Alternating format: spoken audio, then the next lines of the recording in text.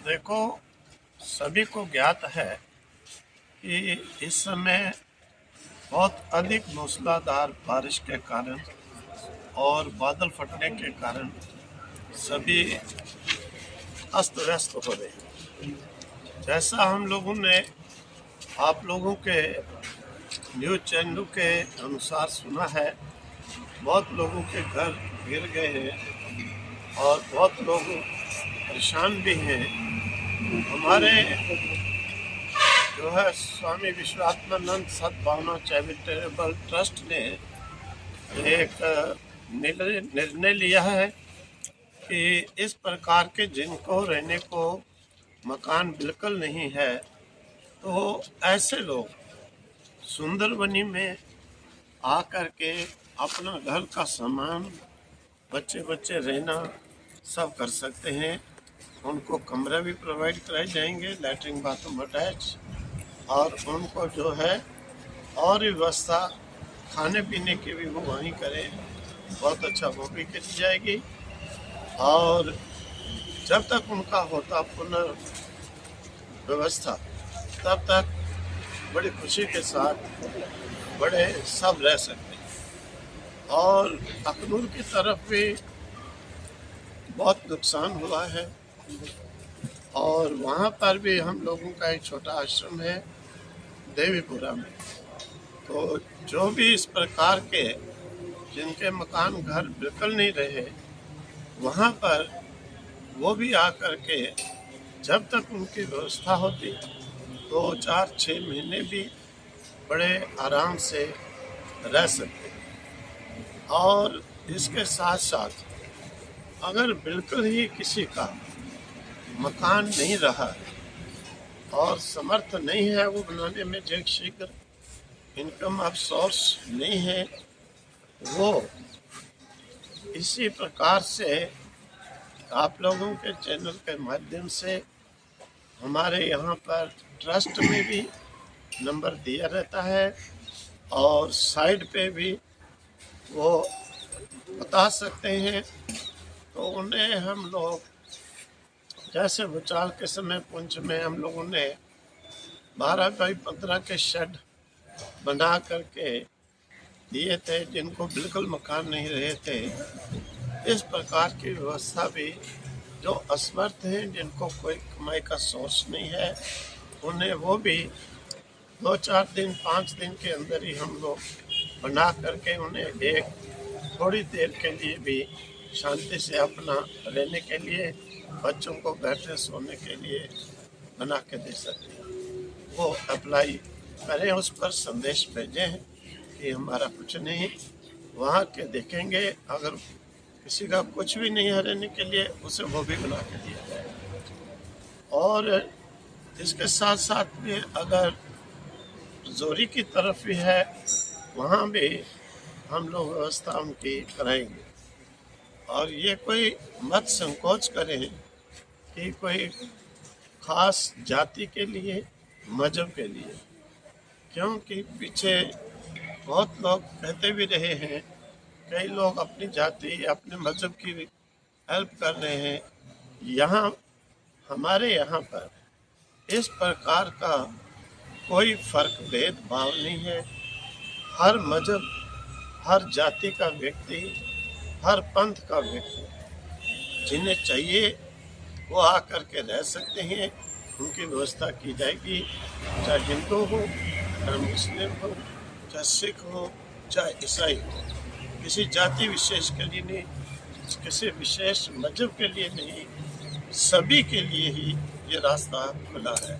क्योंकि हमारे ट्रस्ट का पहले से ही इस प्रकार का नियम है कि किसी के मजहब जाति को देख करके ट्रस्ट अपने फंक्शन नहीं करता है, सामूहिक सबके लिए ही ये करते हैं। इसीलिए सभी जाति, सभी मजहब आकर कर सकते हैं।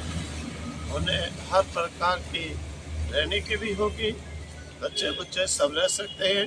भोजन आदि की व्यवस्था वो अगर इधर आश्रम से एक्सेप्ट करते हैं तो वो भी होगी। बहुत खुशी की बात होगी, हमें भी बहुत प्रसन्नता होगी कि अगर वो जिस प्रकार से क्योंकि हमें मालूम है कि हमने ये कश्मीर से कन्याकुमारी तक पैदल 200 महात्माओं के साथ यात्रा की है कि ठिकाना कहीं रहने का नहीं होता है तो कितनी परेशानी होती है। इसीलिए ट्रस्ट ने ये निर्णय लिया है और हम तो बाकी पब्लिक को भी कहते हैं कि ऐसे अवसर पर आगे आना चाहिए। जिसको भगवान ने समर्थता दी है, आगे आकर के ऐसे लोगों की हेल्प करनी चाहिए।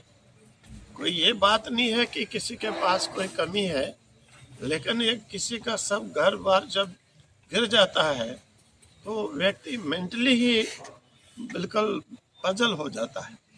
और मौसम भी ऐसा है, इस मौसम में दोबारा व्यवस्था होने में भी महीनों लगेंगे। इसीलिए बाकी सब भक्तों को हम आग्रह करते हैं, लोगों को भी कहते हैं, दूसरों को भी, अगर समर्थ हो सभी ऐसे लोगों की व्यवस्था में रहने में सहायता करो।